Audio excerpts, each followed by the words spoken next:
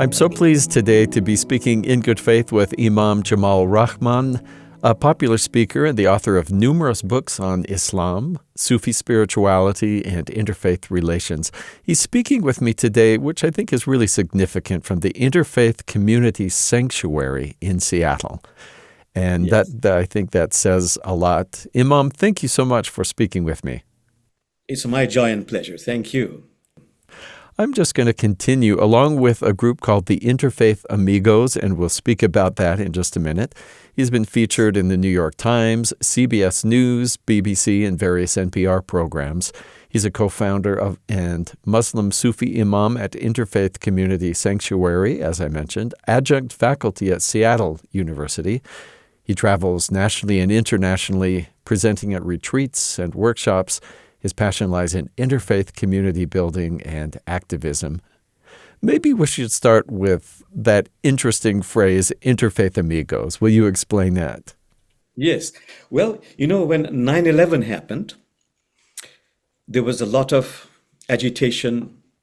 You might call it Islamophobia. And at that time, we realized in 2001 that, we don't know enough about the other's religion. We are tribal. We can have little get-togethers once or twice a year. And, the common complaint is when those infrequent gatherings happened, the conversation was absurdly nice. The behavior was absurdly nice. But when people went back home, Muslims became terrorists. Jews became occupiers, Christians became liars. So a need arose for different religions to get to know the other on a human level. And that is a starting point of Rabbi Ted Falcon from his synagogue, Pastor Don McKenzie from his huge church in the university area, and then Interfaith Community Sanctuary. We got together and we just became friends. We didn't realize we would bond together and be doing programs all over America and then even overseas. But because we became friends, people started calling us the Interfaith Amigos. Well, I want to say that the Yes. TED Talk that the three of you did is one of my favorite videos and explanations of interfaith. So we will post in our show notes a link to that TED Talk because the three of you Well, see, I together. want to tell you from the beginning, you have great taste. Congratulations. Yeah, I like the Three Stooges too. So what have you learned from those years of being together? And were members of your own congregations curious about why is my spiritual leader hanging out with these other leaders? No, they're very much in tune with the realization that if we really want genuine peace and understanding on our planet Earth, we've got to do the inconvenient work of getting to know the other on a human level, heart-to-heart connection. That's critical.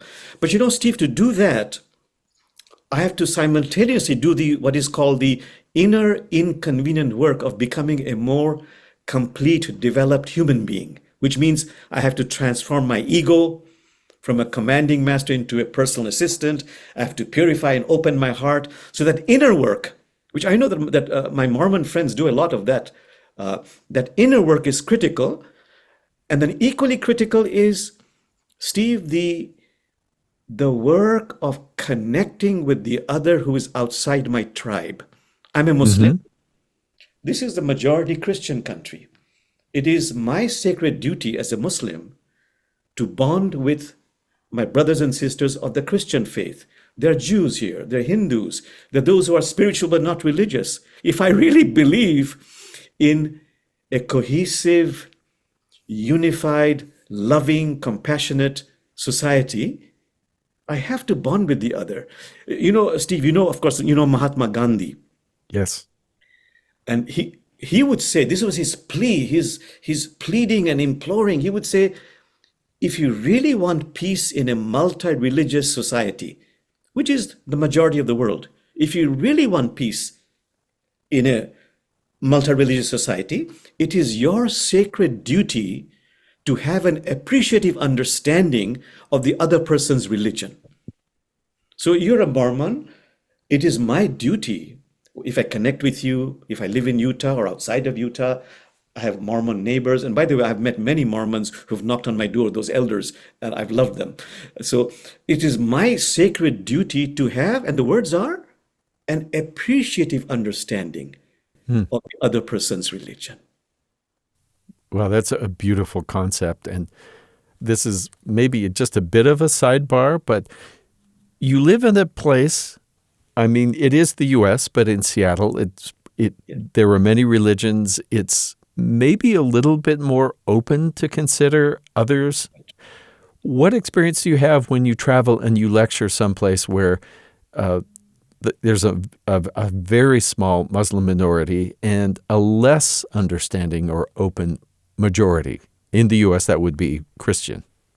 Yes. Well, even if I take it in another way, I have to connect with not only people who sing my song, of being liberal, progressive, etc., etc. So for me as a Muslim, I make it a point to connect with very conservative Christians, brothers and sisters, who really are allergic to Islam. Mm-hmm. And I have done that as an experiment which lasted several years. And I have very good, by now, Christian friends who are hardline Christian friends. And I found that the best way was really to persevere in my exertions with sincerity, with humility, with patience, to really connect with them again and again and again and again. And Steve, in the beginning, obviously they were very suspicious, and they thought I'm trying to convert them. But as time went on, and as long as I am humble and sincere and patient and persevering, guess what? It took me a year to connect with these people who I would say were quite Islamophobic. But as they got to know me, they lost their allergy about Islam. But you know what the greatest learning was? In my year of connecting with those people who I thought were hardline people, they would never want to bond with you, join in mutual programs of social justice projects. But the greatest learning I had is this. As I got to know them, I began to have a heartfelt appreciation for their sense of community, their servicing of one another, the relationship with another. I learned a lot about the love in a community, which I also find among the Mormon community that I know in my personal life, that they have such a wonderful sense of community, and they have such a wonderful sense of really authentically, I'm talking about the hardline Christians here, helping the marginalized, the poor, yes, and living among them in foreign countries. See, I come from Bangladesh, and I'm so touched by those missionaries who go there. And you might say, oh God, those missionaries, they're trying to convert you. I've met missionaries who have lived in Bangladesh in the remote villages and spent, one couple I met spent 15 years living in the same state of poverty as they are, meaning no running water, no toilet facilities, etc., but living just like them and connecting with them. Of course, preaching the gospel of Jesus, that's wonderful, but being of service. I find that very heart-touching. So you see, I got changed in that sense of having a greater sense of inner spaciousness, inclusivity. I didn't realize in my progressive nature, I was narrow-minded. I was stereotyping. It took that personal connection to open me up. Yeah. Well, you talked about being willing to do the inner inconvenient work, and that couple, of course, was doing it. They also did some very outer inconvenient work over those years. It's a blessing to the whole community when we can patiently listen. You said it took you a year to sort of work into a relationship, and that you learned, you feel, it sounds like, as much as they learned. Absolutely. It's a two-way street in terms of being of service to one another and learning from one another. Will you talk to me just a little bit? We hear about the Shia and the Sunni. We don't hear as much about the Sufi, although we were privileged a year ago to be in Konya in present-day Turkey, and to meet with a leader, a sheikh who trains dervishes there, and started to learn just a little bit. Can you explain, if possible, sort of in a nutshell, Sufism? Absolutely.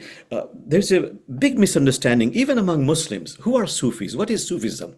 And what is the misunderstanding? You mentioned Shia and Sunni. Those are the two denominations in Islam, like Catholics and Protestants. 85% of Muslims are Sunnis, 15% are Shia. And it's based on a very sad historical fact about the choice of a successor, a community leader after Prophet Muhammad when he died, peace be upon him, in 632 AD. And just that dispute of who should be the community leader caused this division between among the Muslims, the Sunni and the Shia. It's a long story, but you understand what I'm saying.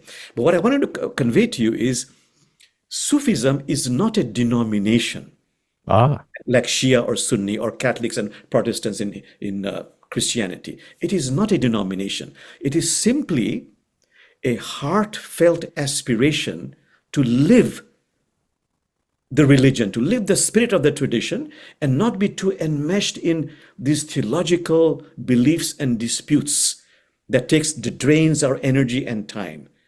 To be loving, to be of service, to do the inner inconvenient work. So it's not a denomination. So a Sufi can be a Sunni or a Shia. Those are the denominations. But have the heartfelt aspiration to live simply, not just talk about religion, debate about religion, fight about religion, kill over religion, but to live it. That's who Sufis are. But let me tell you what the confusion is, Steve. But there's a lot of confusion, because the question is, do you have to be a Muslim to be a Sufi? Because if you look around America, you'll find lots of people, there are a lot of Sufis around, but in fact, the majority of Sufis in America are Jews. You have Christian Sufis, you have Hindu Sufis, you have spiritual but not religious Sufis. So the question is, do you have to be a Muslim to be a Sufi? It sounds like the answer is no. No, exactly. But Sufis will just smile. They will say, they'll always explain by metaphor. They will say, it's like this, have you seen Muslims pray? They will ask the person who's asking the question. Muslims always point their prayer rug in the direction of the Kaaba. Behind me is the direction of the Kaaba. Kaaba is that house, you might say the house, symbolic house of God in the Grand Mosque in Mecca. And all Muslims, they point their prayer rug in the direction of the Kaaba. So a Sufi will say, what happens if you're enlightened, you're doing this inner inconvenient work, and metaphorically, your prayer rug is now inside the Kaaba. If it's inside the Kaaba, does it matter in what direction you point the prayer rug? No, you're already inside the Kaaba. So a Sufi is very open-minded. You can be espousing any religion, but if you're really doing the inner inconvenient work of becoming a more developed human being, more Christ-like, Buddha-like, Elohim-like, Allah-like, if you're doing that inner inconvenient work and you're of service to God's creation, you're a Sufi. Well, that's beautifully explained, and what an image. If you're in there, where do you face? The Quran says God is outside of you and inside of you, inside your heart. So, Imam, will you take me back to early days for you in Bangladesh and what you remember growing up about faith? And do you remember, obviously you were taught about God, or I'm assuming you were, but at some point you also had to adopt that, like, is this my actual belief or just a tradition I'm part of?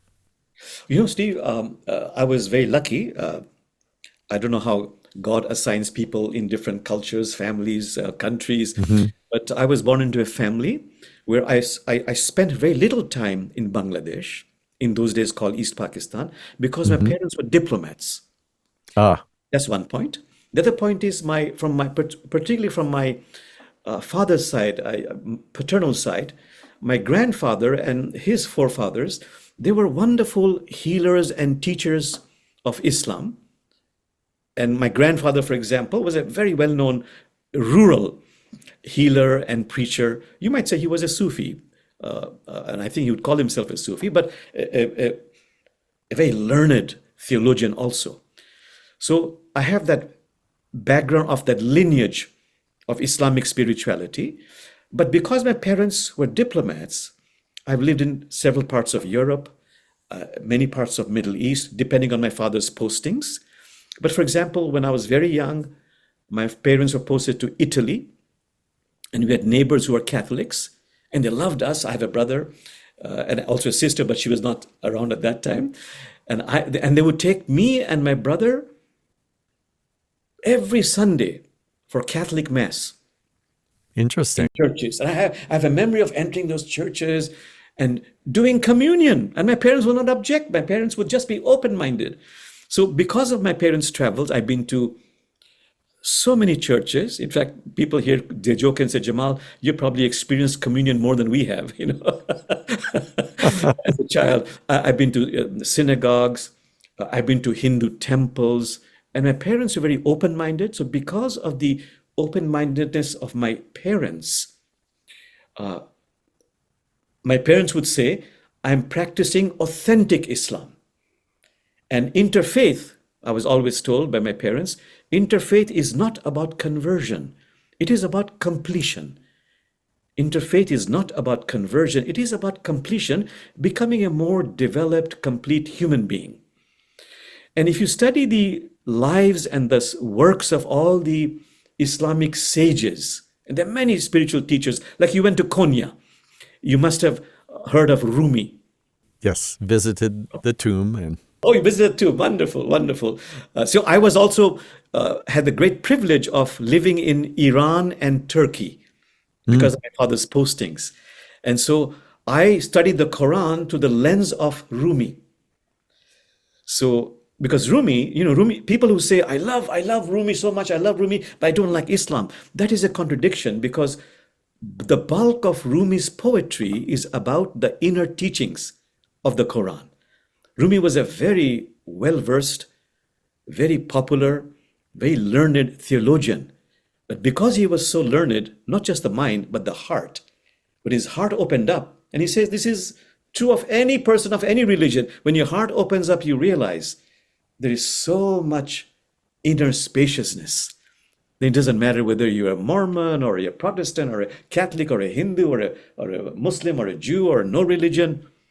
Like Rumi says, come, whoever you are. Even if you've broken your vows 1,000 times, ours is a caravan of hope, not despair. Just come and join us, come and join us. So I developed that feeling of what many would say is at the core, at the heart of Islam. I'm not saying Muslims practice that, which is an inner spaciousness, to be able to be inclusive. And yet, I should make one point very clear. Why were my parents happy to have his children or their children visit different houses of temples, synagogues, churches? Because the insight is this, that if I, as a Muslim, if I'm rooted in Islam, if I really believe my faith is very beautiful, and then if I study other religions, this expands my own understanding of my own religion. There's a very wonderful professor of religion called Houston Smith. I don't know if you've heard of him. He was one of the greatest professors. He passed away not too long ago. Professor Houston Smith. He says it's like this. He also studied Islam. He says, you can look at the Quran from one angle, the Islamic angle. But if you also look at the Quran from different angles, because you have studied different religions, you'll have a more complete, a deeper understanding of your own Quran, of your own religion. So I have found this is so true, which is why I'm able to speak with sincerity, humility, and people will believe me, I feel, because they know I'm sincere. I've done it myself. I say, I'm rooted in Islam, but believe me, if you study other religions and their practices, you'll become a better Muslim. You'll become more Christ-like, more Buddha-like, more Allah-like. Try it. And that's what we do in our community. I'm wondering if it's even possible, but can you put your finger on why you believe in God? Is that a feeling or experience? God is an experience. Of course, we're told there is a God, this and that, For me, I've had my own experiences, but I must tell you, there was one Christian poem that really touched my heart, where I believe that the writer is a woman. She says, "Oh almond tree, oh sister almond tree, tell me about God." And the almond tree blossomed. So nature can really help you realize. And then there's the verses in the Quran, many verses in the Quran which I've studied in great depth, which have really given me a feeling of Allah. May I just give you a few examples of those verses, Steve? Please do. So for example, there's a verse in the Quran that says, if all the trees in this universe became pens, and all the 7 oceans became ink, and you began to write out the mysteries of God, and the oceans became depleted, you started all over again, you wouldn't come close to describing a fraction of the fraction of the fraction of God's mysteries. Now, Rumi, when he read this, I believe Rumi used to go into a trance, and words, he did very little writing, by the way. Words would come out of his mouth from his heart. So when he read this particular verse from the Quran, we believe, he uttered those famous words about God, about invisible world. Sell your cleverness and buy bewilderment.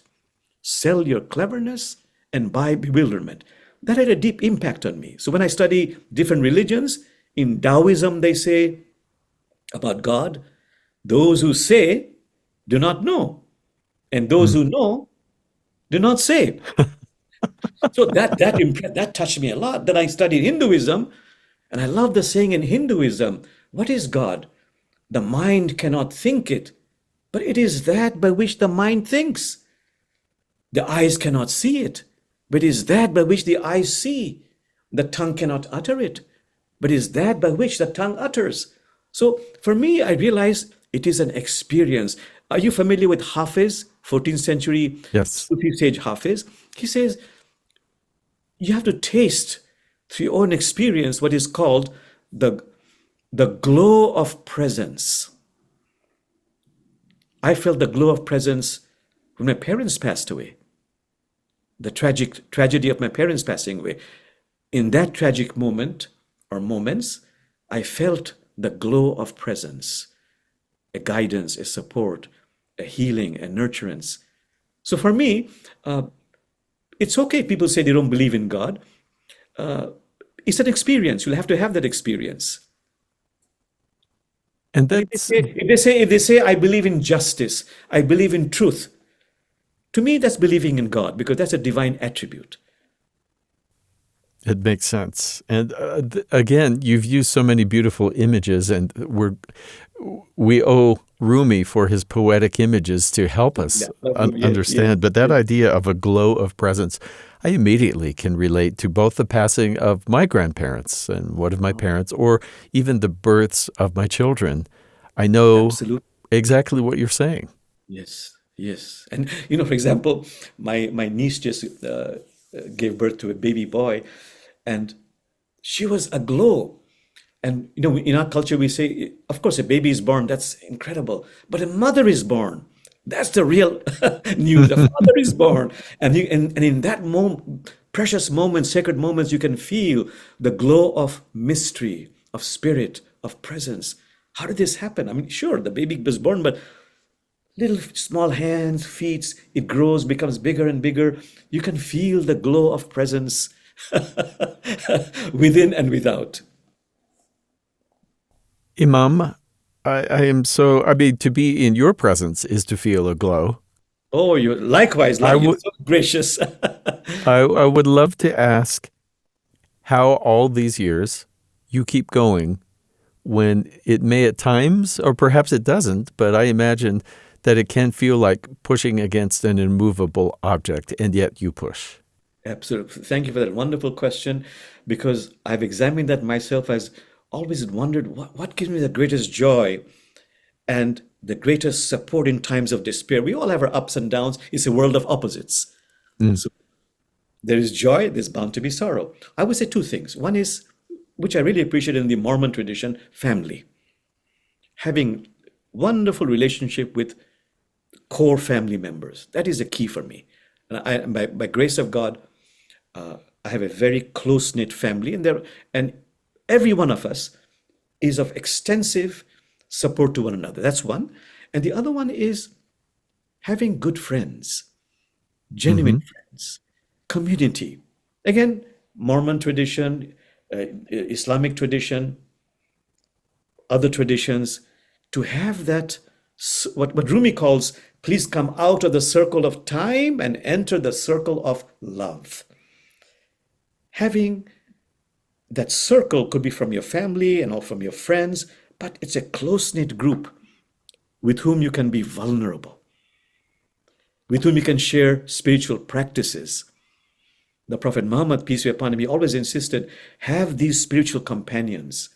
That's critical, because to grow in life, you have to have this circle with whom you can be vulnerable and with whom you can grow through sharing of spiritual practices.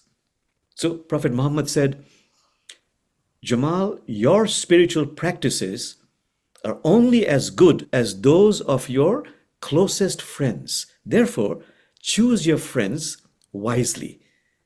Now, I love to study traditions, different religions, and they have the same criteria about this circle of love.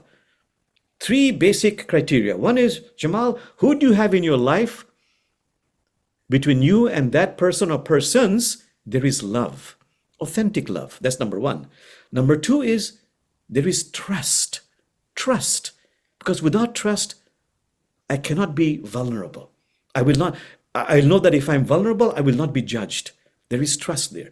And a third one, common to all religions, is there is an aspiration to love and live the truth. Whatever that truth means for that particular group. But to really love the truth and live the truth. I remember the Buddha's words when he told his community, this is a key ingredient for becoming more Buddha-like, more complete as a human being. He said, find friends who love the truth. Find friends who love the truth. And that's, of course, is a very open-minded word, truth. But if it resonates and you're living the truth and feeling the truth and expressing the truth, I'm growing. I'm having the ingredients for becoming a more complete human being.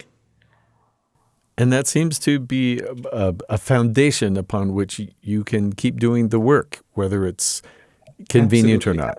Very well said. If there are moments of despair, hopelessness, deaths happen, hopes are dashed, terrible things happen, there's family, there is friends, and I can keep doing my prayers, my inner inconvenient work of transforming my ego, opening up my heart, and having the support all around me. That is critical. You see, as you know, Steve, pandemic, what have I learned? So much of loneliness. So much of loneliness. And my work, my ministry is to create community. And I was so busy during the pandemic creating community because I didn't realize that so many people who seemed to be happy did not have that circle of love. And it was so critical to help create that with my friends and with my community for them. And that's when I said, oh God, I am so blessed. And I meant it so humbly, so sincerely. I am so grateful for having this in my life. Well, you see me looking down now and then. It's because I'm taking notes. Oh, wonderful, wonderful. So then I realize, we're recording this. I guess I don't need to jot down every word, but I'm just find myself underlining. Do you have time for just another question or two? Absolutely. I have all the time. Yes, yes, yes. Well, what I'd love to do is go to take one of your retreats or your workshops, because obviously you have much to teach from your experience and Oh, you're the gracious. enthusiasm to share it. Thank you. Do you remember, have you been able to make Hajj? I have performed the Hajj, but not because I was so eager to do it. It's only because by chance my father was posted to Saudi Arabia. Wow. And in those days, the capital was Jeddah. Today is Mm-hmm. Riyadh. And it was Jeddah. Mm-hmm. And Mecca is not far away. So I remember every Friday or most Fridays, we used to drive down to Mecca, where the Kaaba is, and spend, you could in those days spend nights in the Grand Mosque. And we had, of course, my parents had friends also. But so I've been to Mecca close to 100 times and then performed the Hajj also, but only because my parents performed the Hajj. But I can tell you this much, Steve. I remember as a child, Mm-hmm. just about 10 years old, I think, if I remember correctly, 10 years old, 9 years old, spending nights in the Kaaba. In those days, I did not know that much about Islam. I remember the sense of heartfelt awe, spending nights, especially moonlit nights, and staring at the Kaaba and feeling what we have described before, that glow of presence. I felt it as a child. Simply being in the presence of that historical place and staring at the Kaaba late at night. And I would talk to people around me, and some were very old people. And some came from our part of the world. I would talk to them, and they would say they have married off their children, they have taken care of their wife, meaning discharge their earthly responsibilities, and they're here now in their old age. And their greatest joy and wish is simply to die in Kaaba, in Mecca. Mm. So I felt their, shall I say, their sacred fervor, the perfume, the fragrance of their heartfelt connection with God, with Muhammad, with the prophets. And that rubbed off on me. And at that time, I felt, wow, what an experience. That was my Hajj, spending nights as a child in presence of the grand house of God called the Kaaba. Well, a truly unique privilege and experience as a child. I see why it sticks in your memory. Yes, yes. I savor that memory again and again and again. It feels very heartfelt. Imam Rahman, is there something I should ask that I don't know to ask you, or something you want to be sure that you share with us that I haven't gotten to? I just wanted to tell you, you're a very gracious human being, and I don't mean to flatter you. This is the truth. And I want to say something that has been said in Islamic spirituality. The character of a wali means friend of God, is based on nothing more than graciousness and generosity. So I want to thank you for your graciousness and generosity. And there's one thing I do want to say. I usually end my sermons with this one saying of the Prophet Muhammad. If I may, I'd like to say it to you also. Prophet Muhammad would say, and he would say, Jamal, when you arrived here from the invisible world, everybody around you was laughing and smiling, but you were crying and weeping when you entered this world. Live such a life that when you depart, everybody around you is crying and weeping, but you are laughing and smiling. I wish this for myself and for you and for every member of your community and also my community. Thank you, Steve. Thank you, Imam Jamal Rahman, for speaking with me today in good faith.